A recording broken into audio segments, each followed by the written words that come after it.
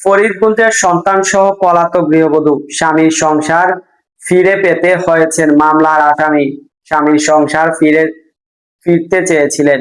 7 মাস বয়সী কন্যা সন্তানের পিতৃত্বের স্বীকৃতি ও দাম্পত্য অধিকার নিয়ে ফিরে পেতে চেয়েছেন তিনি, কিন্তু সেই অভিযোগ যেন কাল হয়ে দাঁড়িয়েছে গৃহবধূর ইতি আক্তারের জীবনে।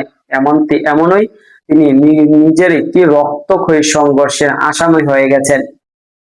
প্রধান আসামি গ্রেফতারের ভয়ে সন্তানকে নিয়ে পালিয়ে বেড়াচ্ছেন।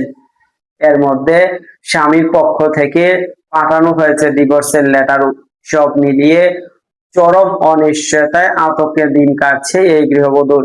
জানা গেছে যে চাঁদপুরের ফরিদগঞ্জ উপজেলার গোবিন্দপুর উত্তর ইউনিয়নের চাঁদপুর গ্রামে আব্দুল কুদ্দুস পণ্ডিতের মেয়ে তিনি।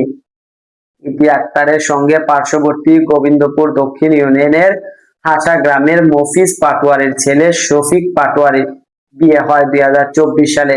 বিয়ের কিছুদিন পর থেকেই দাম্পত্য জীবনে অশান্তি শুরু হয়। ইতিমধ্যে স্বামীর অনুপস্থিতিতে শ্বশুরের নির্যাতন, শাশুড়ি এবং ননদের নির্যাতন এবং স্বামীর যৌতুকের দাবি কারণে সংসার ভেঙে যায়।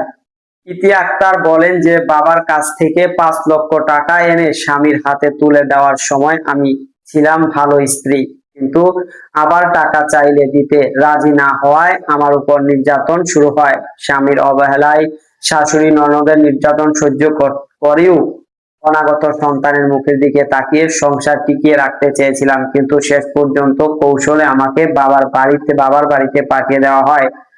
তিনি আরো বলেন যে সন্তান জন্মের 7 মাস পেরিয়ে গেলেও শিশুটির বাবার স্নেহ পায়নি। এমনকি সন্তান জন্মের সময় তিনি জীবন মরণের সন্ধিক্ষণও পাননি স্বামীর সন্তান। বিচার না পেয়ে ইতি আক্তার সন্তানের অধিকার ও স্বামীর সংসারে ফিরে যেতে থানায় অভিযোগ দায়ের করেন। অভিযোগের তদন্ত চলাকালীন স্থানীয়ভাবে মীমাংসার উদ্যোগ নেওয়া হয়। গত 21শে এপ্রিল 2026 তারিখে মেয়ের বাড়িতে একটি সালিশি বৈঠক অনুষ্ঠিত হয়, তবে সেই বৈঠকে ভেস্তে যায়।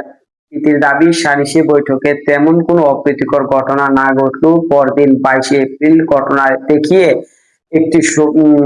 দেখে তার শ্বশুর মফিজ পাটোয়ারি একটি কাল্পনিক রক্তক্ষয়ী সংঘর্ষের মামলা দায়ের করেন। মামলার ইতিকে প্রধান আসামি মোট 8 জনকে আসামি করা হয়। এই সঙ্গে সালিশে উপস্থিত স্থানীয় ব্যক্তিদেরও আসামি করা হয়। এদিকে মামলার দিনেই 26শে এপ্রিল চাঁদপুর জজ কোর্ট আইনজীবী রেহানা ইয়াসমিনের মাধ্যমে ইতি আক্তারের কাছে ডিভোর্সের লেটারও পাঠান তার স্বামী। দর্শক, সাবস্ক্রাইব করবেন, লাইক করবেন, শেয়ার করবেন, কমেন্ট করতে ভুলবেন না।